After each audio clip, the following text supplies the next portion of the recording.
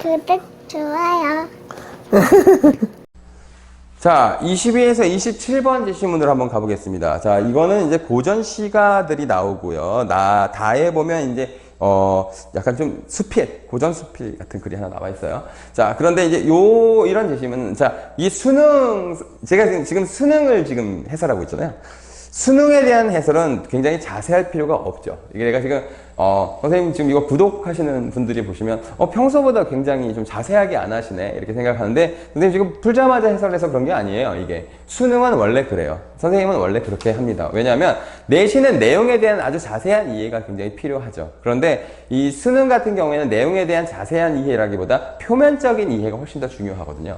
그래서 표면적인 이해를 하고 거기에 대해서 묻는 것에 대해서 정보를 잘 캐치해내는 것, 이게 굉장히 중요한 능력이잖아요. 그쵸? 그래서 약간 어떤 그 작품을 볼 때 어떤 데에서 포인트를 잡아야 되는지에 대해서 평소에 열심히 연습을 하셔야 돼요. 그래서 예를 들면 현대시 같은 경우에는 화자, 대상, 청자와 상황, 정서, 태도, 그리고 표현법, 소재의 의미. 자, 이거를 매번 파악하는 연습을 하시고 그 연습이 계속 쌓이다 보면 나중에는 그걸 일부러 파악하지 않아도 파악이 될 수 있게 그렇게 평소 연습을 해두셔야 되는 거거든요.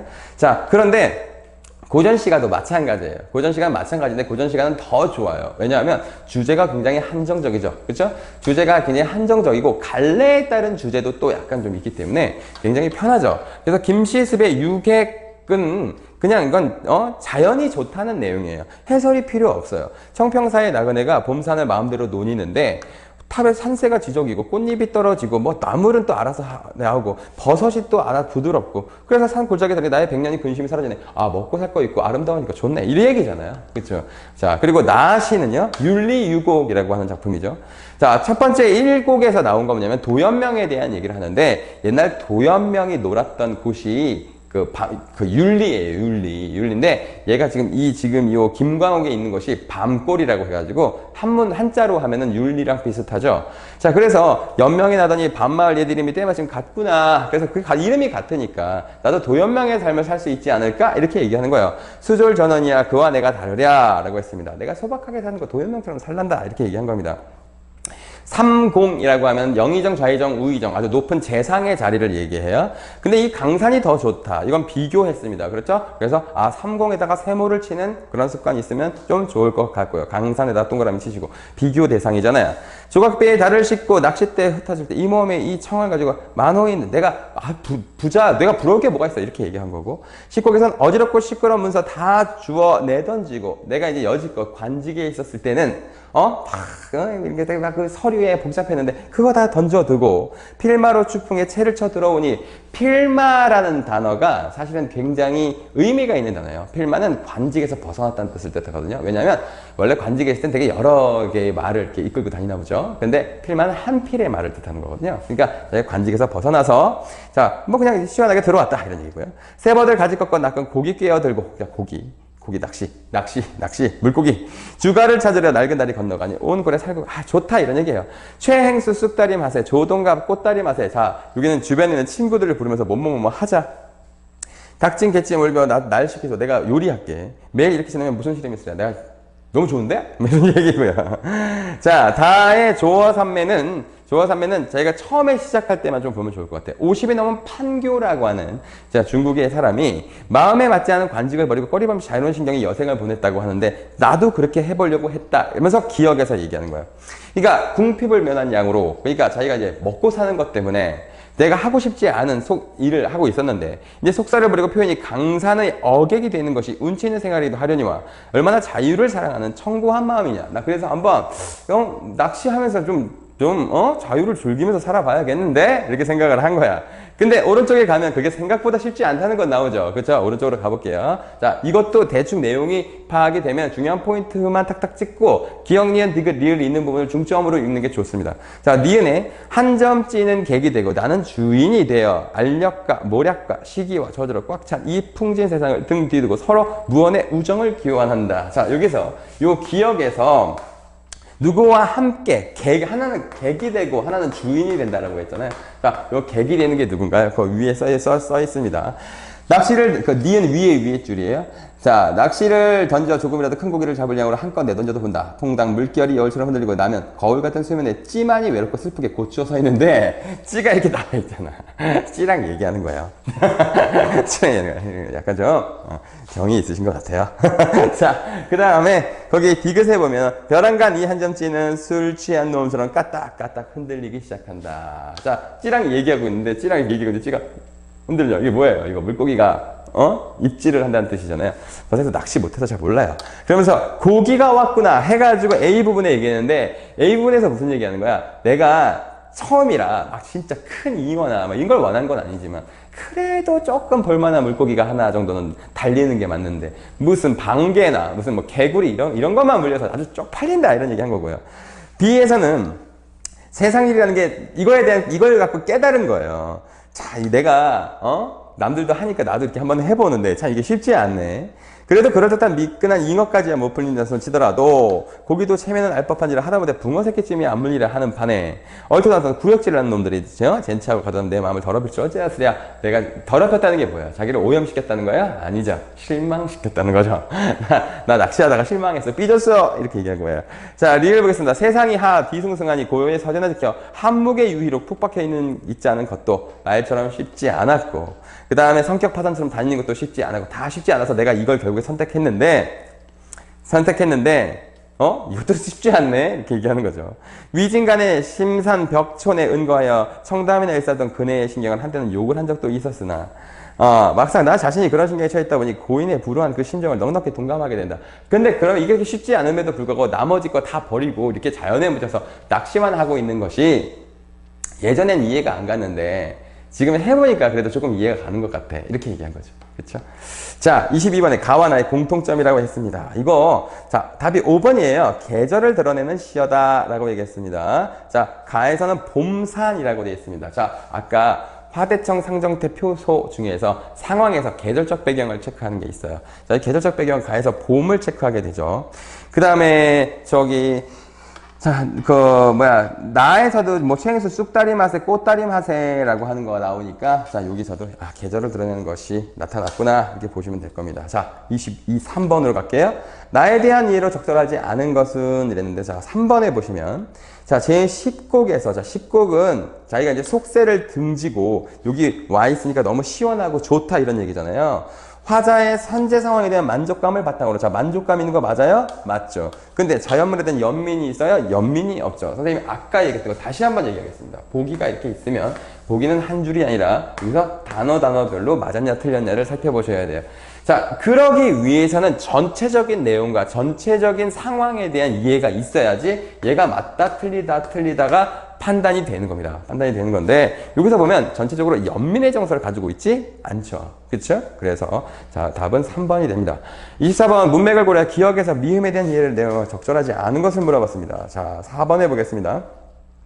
자, 리을에서 낚시의 대안으로 선택한 것으로서 자, 글쓴이에게 마음의 안정을 찾게 해준 방법으로 제시되고 있다. 그래서 자기가 한묵을 하겠다는 것이 아니죠.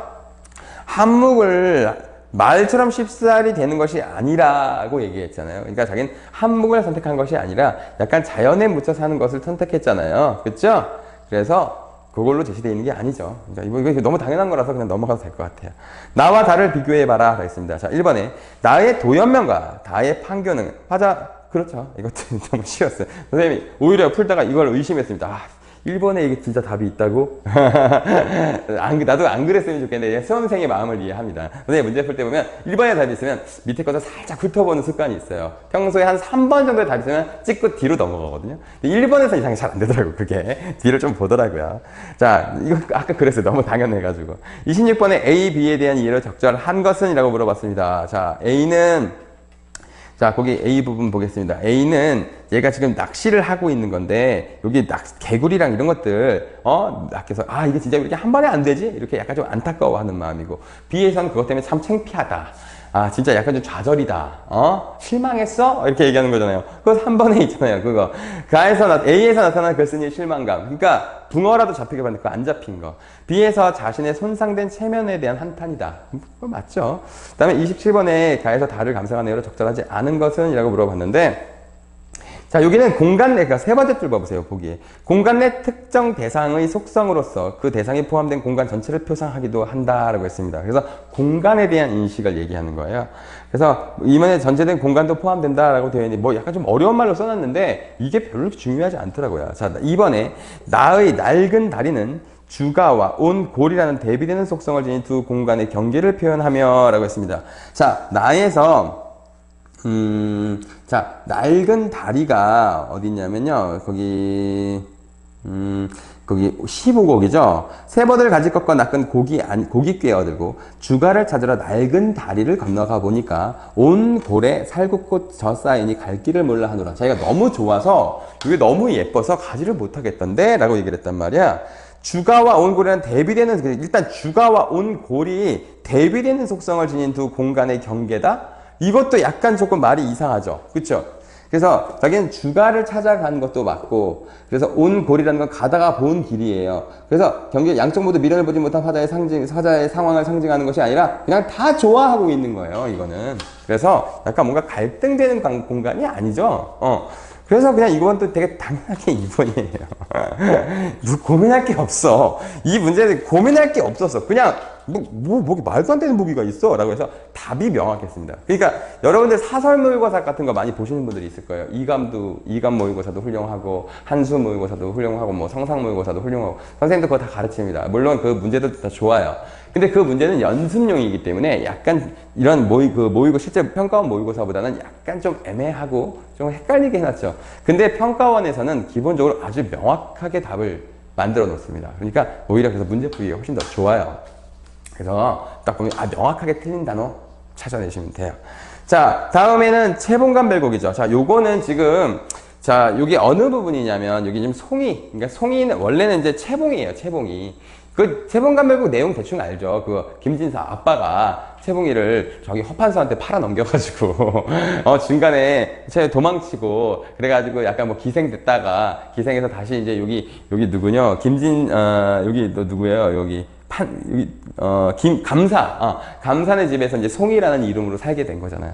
근데 이게 김진사가 아빠가 이 송이 그 채봉을 팔아 넘길 때, 그러니까 허판서한테 팔아 넘길 때 그때 이미 만나던 남자가 있었어. 그 남자가 여기 나오죠. 장필성일 겁니다. 그쵸? 예, 그 장씨 남자가 있었다고. 그래서 그 남자가 의리를 지키기 위해서 도망을 친 거야. 그런데 그러고 나서 이게 뿔뿔이 흩어지는 바람에 못 만나고 있다가 여기서 다시 재회를 한 거야. 그래? 이거 얼마나 좋아. 그치? 자, 그래서 지금 얘가 계속 이 장필성이 계속 이 송이를 쫓아다니다가 송이가 여기 있는 걸 알고서 여기 이방으로 들어오는 거냐. 감사의 이방으로. 그런데 예전에는 그 남녀가 이렇게 서로 이렇게 마주칠 수 있는 기회가 별로 없었어요. 그러다 보니까 계속 못 만나요. 1년을 못 만났다고 나올 거야, 아마. 못 만나. 계속 못 만나고 서로 이렇게 안타까운 마음만 확인하다가. 그래서 이제 그 A 부분에 가면은 혼자서 이 송이가 얼마나 슬퍼하는지를 보여주는 거 아니야. 자다가 깨가지고, 미치겠다, 보고 싶다. 뭐 이렇게 얘기하는 부분이고. 그리고 그 뒷부분에 가면은 이제 이 감사가 잠이 안 와가지고 지금 송이가 울고 있었잖아. 꿈에서 이 장필성을 보는 바람에 꿈에서 날아가서 장필성을 보니까 자기한테 답글을 쓰고 있어. 아직 보내지도 않은 편지인데. 자기 머릿속에서 상상한 거겠지. 자, 그러고 있는 그 모습을 보고 왔는데 그게 너무 그립고 보고 싶고 해서 막 복받쳐서 막 울고 있었어. 잠결에 울고 있었는데 감사가 그걸 보고 송이한테 사연을 물어봐요. 이 뒷부분은 그러죠. 사연을 물어봐요. 그래서 장필성 얘기를 해줍니다. 자, 얘기해줘서 그 감사가 내가 무슨 꽉 막힌 틀딱인 줄 아냐. 내가 연결해줄게. 해가지고 연결하는 그런 내용이에요. 자, 28번에 답은 1번. 송이가 부모의 소식으로 애태우다가 아니죠. 얘가 부모를 걱정하긴 합니다. 근데 여기서 지금 애태우는 건 장필성 때문이죠. 그래서 답은 1번이에요. 부모 걱정을 왜 하는지 모르겠어요. 김진사 나쁜데. 자, 그 다음 29번에 A와 B에 대한 설명으로 적절한 것은 이라고 했습니다. 자, 이런 소설, 고전 소설도 아까 얘기했던 거 그대로예요. 인대성 배소입니다. 인대성이 이제 그 상황 보시면 되는데, 자, 그러면 그런 파악이 됐다 싶으면 여기서부터는 여기 이제 체크되어 있는 A, B 이런 것들 쫓아가면 됩니다. 자, 그래서 거기 보면 A와 B라고 했는데, A는 하루는 공사 문첩 한 장을 본즉 필성의 글씨가 완연한지라. 그러니까 여기서 이거 뭐예요? 필성의 글씨체를 근데 어떻게 알아보는 거야? 근데 글씨체 보자마자 장필성의 글씨체인데? 라고 생각하잖아요. 그러니까 여기에 나랑 같은 공간에 있다는 걸 알게 되는 것이 A 부분이고요. 그 다음에 B 부분은 두루마리 있었는데 여기에 추풍감 별곡은 얘가 이 송이가 이 장필성을 생각하면서 안타깝게도 이렇게 막 쓴 글이잖아요. 안타깝게 쓴 글이죠. 그래서 3번이 답이죠. A를 본 송이는 필성이 가까운 곳에 있음을 알게 됐고 B는 필성을 만나지 못하는 마음을 풀어낸다. 되게 안타깝게 하소연하는 내용이잖아요. 그런 거고.